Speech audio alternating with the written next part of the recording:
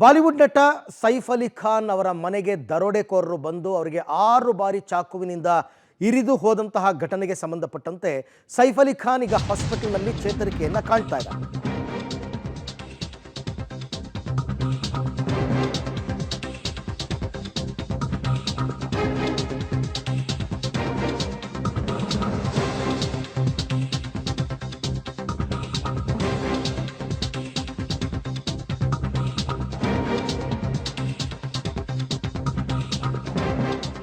ನಟ ಸೈಫ್ ಅಲಿ ಖಾನ್ಗೆ 6 ಬಾರಿ ಚಾಕು ಇರಿತ ಕೇಸ್.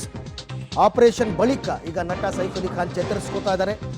ಸಿಸಿಟಿವಿಯಲ್ಲಿ ಚಾಕು ಇರಿದ ಆರೋಪಿಯ ದೃಶ್ಯ ಕೂಡ ಸೆರೆಯಾಗಿದೆ. ಸಿಸಿಟಿವಿ ದೃಶ್ಯವನ್ನು ಆಧರಿಸಿ ಆರೋಪಿಗೆ ಪೊಲೀಸರು ಬಲೆಯನ್ನು ಬೀಸಿದ್ದಾರೆ. ಅವನು ಯಾರು ಏನು ಎತ್ತ ಪತ್ತೆ ಹಚ್ಚಬೇಕು ಅಂತ. ಆದರೆ ಉದ್ದೇಶ ದರೋಡೆನ, ಹತ್ಯೆನ, ಇದ್ರ ಬಗ್ಗೆ ಖಾಕಿ ತನಿಖೆ ಮಾಡೋದಕ್ಕೆ ಬಂದಿದ್ದಾರೆ. ಅಂದರೆ ಈಗ ಒಂದು ಕಡೆ ದರೋಡೆ ಮಾಡೋದಕ್ಕೆ ಬಂದು ಯಾರು ಅಡ್ಡ ಬಂದರೆ ಅವರಿಗೆ ಚುಚ್ಚುವಂಥದ್ದು ಓಕೆ, ಬಟ್ ಈ ಥರ 6 ಬಾರಿ ಚುಚ್ಚಿದ್ದಾರೆ ಅಂತಂದರೆ ಕೊಲ್ಲುವ ಉದ್ದೇಶದಿಂದಲೇ ಬಂದಿದ್ರಾ ಅನ್ನುವಂತಹ ಒಂದು ಅನುಮಾನ ಸಹಜವಾಗಿ ಮೂಡುತ್ತೆ. ಈ ಆ್ಯಂಗಲ್ನಲ್ಲಿ ಈಗ ಪೊಲೀಸರು ತನಿಖೆಯನ್ನು ನಡೆಸ್ತಾ ಇದ್ದಾರೆ. ಗೊತ್ತಿಲ್ಲ, ಕೊಲೆ ಮಾಡುವ ಉದ್ದೇಶ ಕೂಡ ಇರ್ಬೋದು, ಬರೀ ದರೋಡೆ ಕೂಡ ಇರ್ಬೋದು. ಬಟ್ ನನಗೆ ಆಶ್ಚರ್ಯ ಆಗೋದು, ಅದೇನೋ 7ನೇ ಫ್ಲೋರೋ 8ನೇ ಫ್ಲೋರೋ ಅವ್ರದ್ದು ಫ್ಲ್ಯಾಟ್ ಅಂತಾರೆ, ಅಲ್ಲಿ ತನಕ ಅವ್ನು ಹೆಂಗೆ ಹೋದ? ಅಷ್ಟು ಹೈ ಸೆಕ್ಯೂರಿಟಿ ಇರ್ತಕ್ಕಂಥ ಬಿಲ್ಡಿಂಗ್ ಅದು, ಅಪಾರ್ಟ್ಮೆಂಟು. ಹೆಂಗೆ ಹೋದ? ಹೆಂಗೆ ಮನೆ ಒಳಗೆ ಎಂಟರ್ ಆದ್ರ? ಮಧ್ಯರಾತ್ರಿನಲ್ಲಿ ಹೆಂಗೆ ಅವ್ರು ಚಾಕುವಿನಿಂದ ಚುಚ್ತಾನೆ? ಇದೆಲ್ಲ ಪ್ರಶ್ನೆಗಳು ಮೂಡುತ್ತೆ ಸಹಜವಾಗಿ. ಬಟ್ ನೋಡೋಣ, ಈಗ ಸದ್ಯಕ್ಕೆ ಪೊಲೀಸರಂತೂ CCTV ಫುಟೇಜ್ ಎಲ್ಲ ತಗೊಂಡು ಅವನು ಯಾರು ಏನು ಅಂತ ಪತ್ತೆ ಹಚ್ಚಬೇಕು. ಆಮೇಲೆ ಅವನ ಉದ್ದೇಶ ಏನಾಗಿತ್ತು ಅಂತಕ್ಕಂಥದ್ದನ್ನು ಪತ್ತೆ ಹಚ್ಚಬೇಕು. ಕೊಲೆ ಮಾಡೋದಕ್ಕೆ ಅಂತಲೇ ಬಂದಿದ್ನಾ, ಹೇಗೆ ಅಂತ. ಈ ಎಲ್ಲ ವಿಚಾರಕ್ಕೆ ಸಂಬಂಧಪಟ್ಟಂತೆ ಮತ್ತಷ್ಟು ಮಾಹಿತಿ ನನ್ನ ಕೊಲೀಗ್ ಶಬೀರ್ ಅವರಿಂದ ಪಡ್ಕೋತೀನಿ. ಶಬೀರ್, ಅಷ್ಟು ಹೈ ಸೆಕ್ಯೂರಿಟಿ ಇರ್ತಕ್ಕಂಥ ಅಪಾರ್ಟ್ಮೆಂಟ್ನಲ್ಲಿ ಅದೇನೋ 8ನೇ ಫ್ಲೋರೋ 10ನೇ ಫ್ಲೋರ್ಗೋ ಹೆಂಗೆ ಹೋದ? ಮನೆ ಒಳಗೆ ಹೆಂಗೆ ಹೋದ?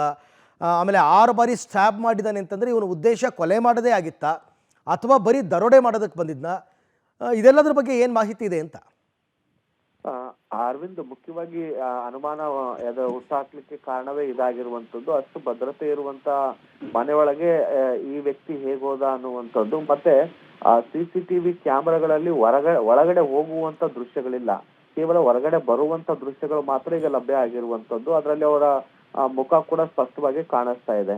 ಹೀಗಾಗಿ ಒಳಗಡೆ ಹೋಗುವಂತ ದೃಶ್ಯಗಳು ಹೇಗ್ ಮಿಸ್ ಆಯ್ತು ಅಥವಾ ಮುಂಚೆನೆ ಹೋಗಿ ಕೂತಿದ್ನ ಅನ್ನುವಂತ ಹಲವು ರೀತಿಯಾದಂತ ಅನುಮಾನಗಳು ಕೂಡ ಈಗ ವ್ಯಕ್ತ ಆಗ್ತಾ ಇರುವಂತದ್ದು.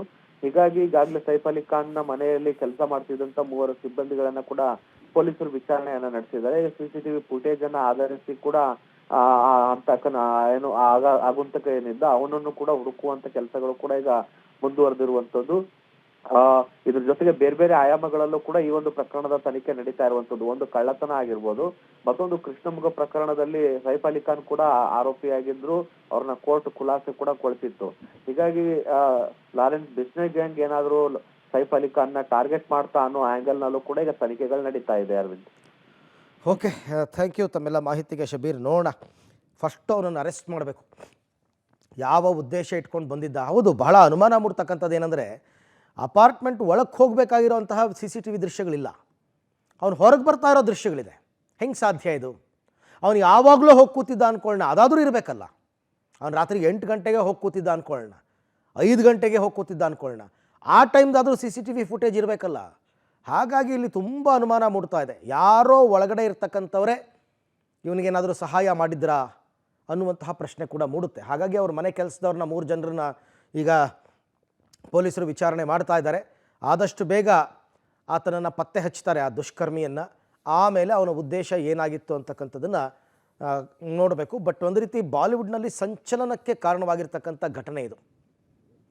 ಭಾರಿ ಸಂಚಲನ. ಹೆಂಗೆ ಹೋದ ಅವನು? ಅಷ್ಟು ಹೈ ಸೆಕ್ಯೂರಿಟಿ ಇರುವಂತಹ ಅಪಾರ್ಟ್ಮೆಂಟ್, ಅದರಲ್ಲೂ ಏನೋ ಸೈಫ್ ಅಲಿ ಖಾನ್ ಸಾಮಾನ್ಯದ ವ್ಯಕ್ತಿ ಅಲ್ಲ. ಆತನ ಆಸ್ತಿನೇ 6,000 ಕೋಟಿ ಇದೆ. ಹಾಗಾಗಿ ಬಹಳ ಹೈಫೈ ಅಪಾರ್ಟ್ಮೆಂಟ್ಗಳಲ್ಲಿ, ಹೈ ಸೆಕ್ಯೂರಿಟಿ ಅಪಾರ್ಟ್ಮೆಂಟ್ಗಳಲ್ಲೇ ಇರ್ತಾರೆ ಅವರೆಲ್ಲ. ಯಾವುದೋ ಸಾಮಾನ್ಯವಾದ ಮನೆ ಅಂತೂ ಅಲ್ಲ. ಅಲ್ಲಿಗೆ ಅವನು ಹೋಗಿ 6 ಸಾರ್ತಿ ಚಾಕುವಿನಿಂದ ಇರಿದಿದ್ದಾನೆ ಅಂತಂದರೆ ನಂಗೆ ಅರ್ಥನೇ ಆಗಲ್ಲ. ಹೆಂಗೆ ಸಾಧ್ಯ ಆಯಿತು ಇದು? ಹೈಲಿ ಇಂಪಾಸಿಬಲ್ ಅನ್ಸತ್ತಪ್ಪ. ಅದಕ್ಕೆ ನಾನು ಹೇಳಿದ್ದ ಆರಂಭದಲ್ಲಿ, ಯಾರೋ ಒಳಗಡೆ ಇರೋರೇ ಅವರಿಗೆ ಸಹಾಯ ಮಾಡಿದ್ದಾರೆ. ಇಲ್ಲ ಅಂದರೆ ಅವನು ಅಲ್ಲಿ ಎಂಟ್ರ್ ಆಗೋದಕ್ಕೆ ಸಾಧ್ಯನೇ ಇಲ್ಲ. ಬಾಂದ್ರಾದಲ್ಲಿರ್ತಕ್ಕಂಥ ಮನೆ ಸೈಫ್ ಅಲಿ ಖಾನ್ ಮನೆ. ಸದ್ಯಕ್ಕಂತೂ ಈಗ ಅವರು ಸೇಫ್ ಆಗಿದ್ದಾರೆ.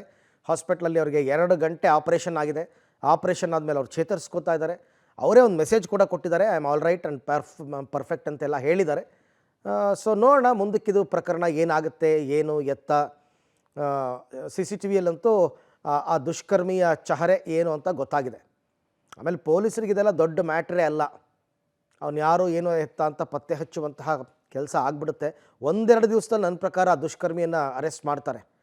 ಅವನೇನಾದರೂ ವಿದೇಶಕ್ಕೆ ಪರಾರಿ ಆಗಿಲ್ಲದೆ ಇದ್ದರೆ ದೇಶದ ಯಾವ ಮೂಲೆಯಲ್ಲಿದ್ದರೂ ಪತ್ತೆ ಹಚ್ತಾರೆ. So let's wait.